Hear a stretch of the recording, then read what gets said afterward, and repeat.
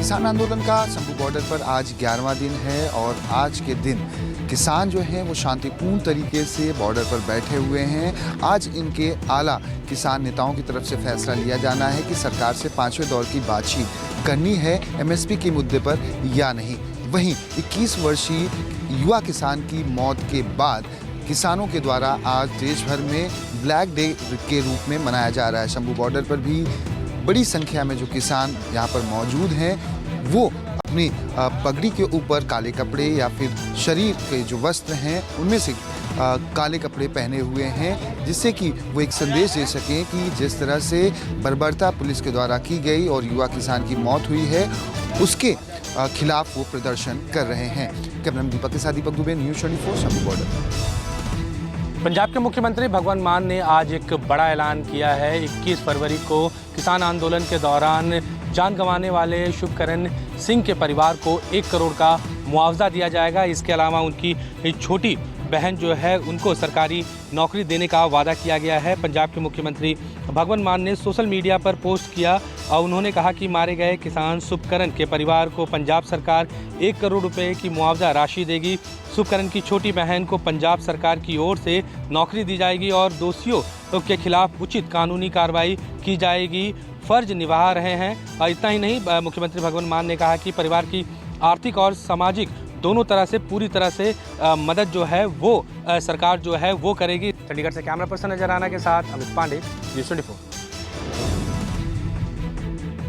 प्रधानमंत्री नरेंद्र मोदी ने 3 मार्च को केंद्रीय मंत्रिपरिषद की बैठक बुलाई है। मंत्रिपरिषद का मतलब कि सभी केंद्रीय और सभी राज्य मंत्रियों को प्रधानमंत्री की बैठक में शामिल होना होगा। सुबह 10 बजे से 3 मार्च को ये बैठक सुषमा स्वराज भवन में होगी।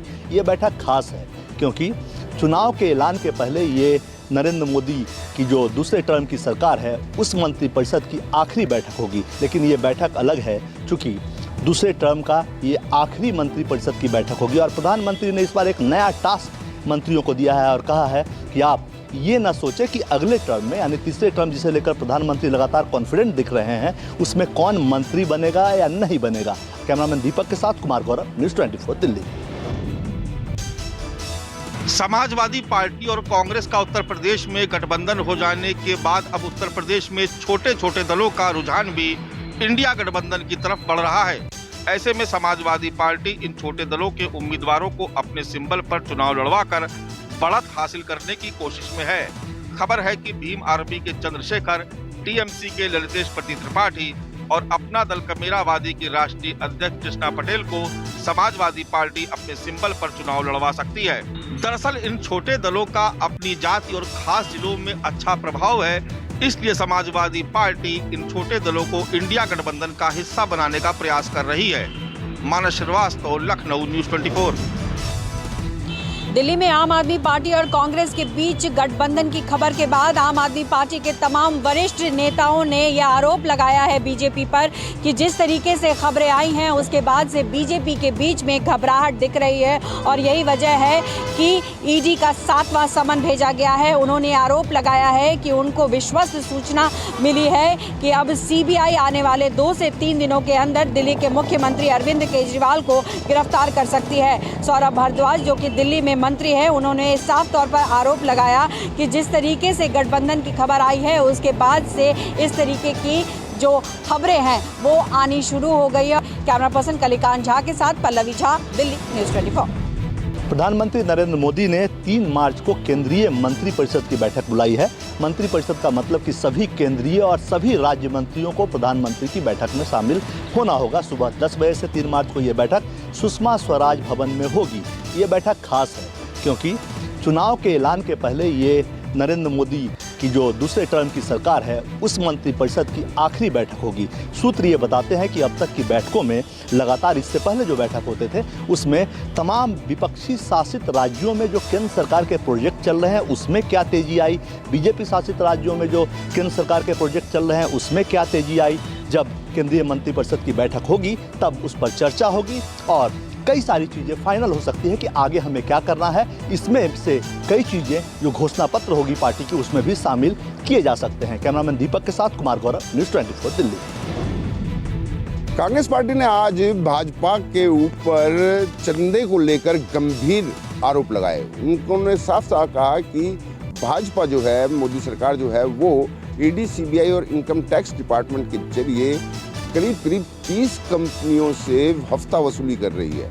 यानी उनका कहने का मतलब ये था कि करीब 335 करोड़ रुपया 2018 के बाद 335 करोड़ का चंदा इन 30 कंपनियों से लिया गया और ये 30 कंपनियां जो हैं इनके ऊपर ईडी, सीबीआई, आईटी की कोई ना कोई कार्रवाई चल रही थी, जिसके बाद ये चंदा लिया गया। तो काफ़ी गंभीर आरोप कांग्रेस पार्टी ने आज प्रेस कॉन्फ्रेंस करके लगाए हैं। कैमरामैन अभिनाथ के साथ विनय सिंह, न्यूज़ 24 दिल्ली। लोकसभा चुनाव से पहले शरद पवार की एनसीपी को नया चुनाव चिन्ह मिला है। शरद पवार की एनसीपी को जो चुनाव चिन्ह मिला है उसमें एक व्यक्ति तुतारी बजाता हुआ दिखाई दे रहा है। चुनाव चिन्ह मिलने पर पार्टी की ओर से कहा गया कि आगामी चुनाव के लिए तुतारी को पार्टी चिन्ह के रूप में प्राप्त करना हमारे लिए बड़े सम्मान की बात है। बता दें कि इससे पहले निर्वाचन आयोग की ओर से शरद पवार गुट को वट वृक्ष चुनाव चिन्ह के रूप में आवंटित किया गया था, जिसे लेकर विश्व हिंदू परिषद की ओर से आपत्ति जताई गई थी। पिछले साल शरद पवार के भतीजे अजित पवार ने बगावत कर दी थी, जिसके बाद एनसीपी 2 हिस्सों में बढ़ गई। चुनाव आयोग ने और विधानसभा स्पीकर ने अजित पवार की एनसीपी को ही असली एनसीपी माना और एनसीपी का चुनाव चिन्ह घड़ी जो है वो अजित पवार को दे दिया। कैमरा पर्सन अचल सिंह के साथ अंकुश जायसवाल, न्यूज़ 24 मुंबई। क्या दिल्ली में बनी भरूच लोकसभा सीट पर सहमति गुजरात में भी बरकरार रहेगी या बवाल मचेगा? गुजरात की भरूच लोकसभा सीट वो लोकसभा सीट है जिस पर कांग्रेस के दिग्गज और दिवंगत नेता अहमद पटेल ने सालों तक अपनी पकड़ बरकरार रखी। अब उनकी बेटी मुमताज पटेल और उनके बेटे फैजल पटेल उसी सीट से अपनी राजनीतिक विरासत को आगे बढ़ाना चाहते हैं।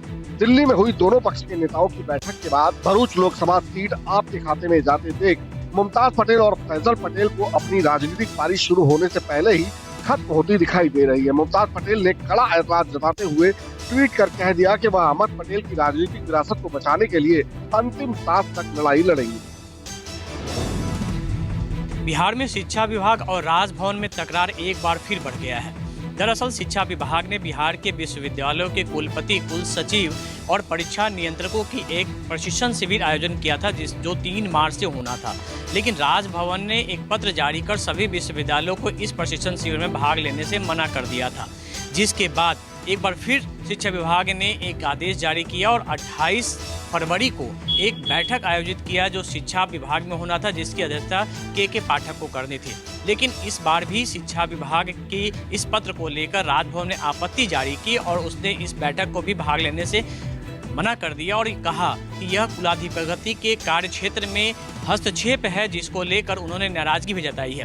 कैमरामैन ऋषिनाथ के साथ अमिताभ ओझा, पटना न्यूज़ 24। हरियाणा के मुख्यमंत्री मनोहर लाल खट्टर ने बतौर वित्त मंत्री आज अपने कार्यकाल का अंतिम और 5वां बजट पेश कर दिया है।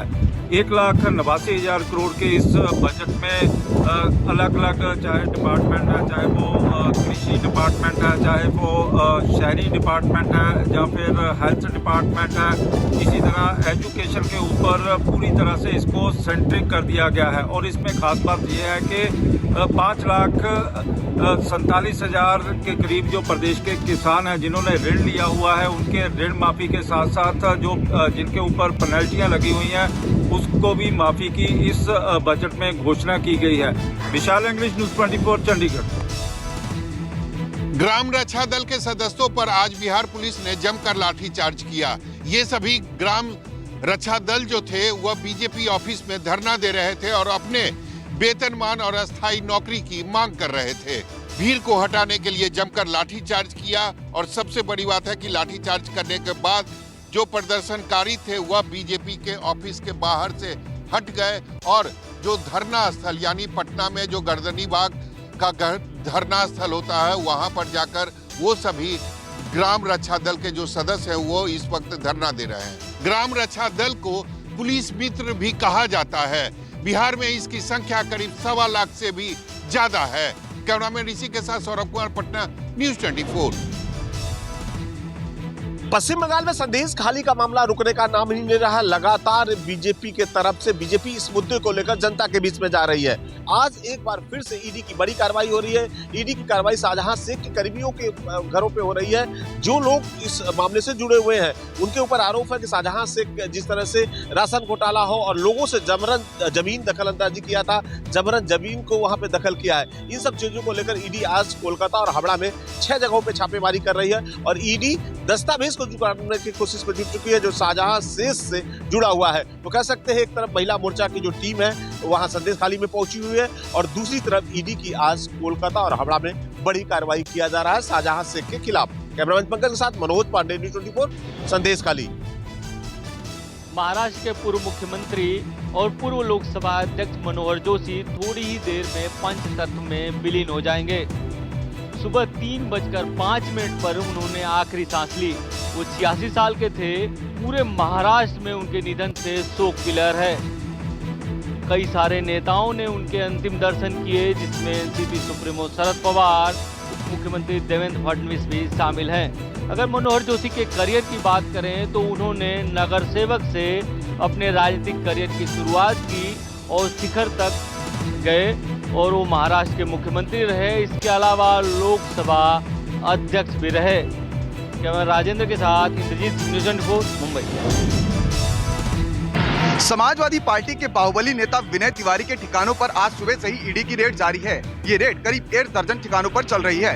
प्रवर्तन निर्देशालय की टीम ने आज सुबह से ही सपा नेता विनय शंकर तिवारी के अलग अलग शहरों स्थित 12 ठिकानों पर छापेमारी शुरू की है। ये छापेमारी 11,000 करोड़ रुपए के लोन में हेराफेरी को लेकर के हरियाणा, यूपी सहित 3 राज्यों में दर्जन भर से ज्यादा जगहों पर सर्च ऑपरेशन चल रहा है। उत्तर प्रदेश में पूर्व बाहुबली नेता रहे हरिशंकर तिवारी के बेटे विनय शंकर तिवारी गोरखपुर स्थित तिवारी जी का हाथा आज सुबह से ही छावनी में तब्दील हो गया है। वहीं विनय तिवारी बसपा से चिल्लू पार के विधायक रह चुके हैं। हरिशंकर तिवारी के बड़े बेटे भीष्म शंकर तिवारी संत कबीरनगर से सांसद रह चुके हैं। फिलहाल विनय तिवारी सपा के नेता हैं। कैमरा पर्सन धर्मेंद्र साहू के साथ मनोज पांडे, लखनऊ, न्यूज़ 24।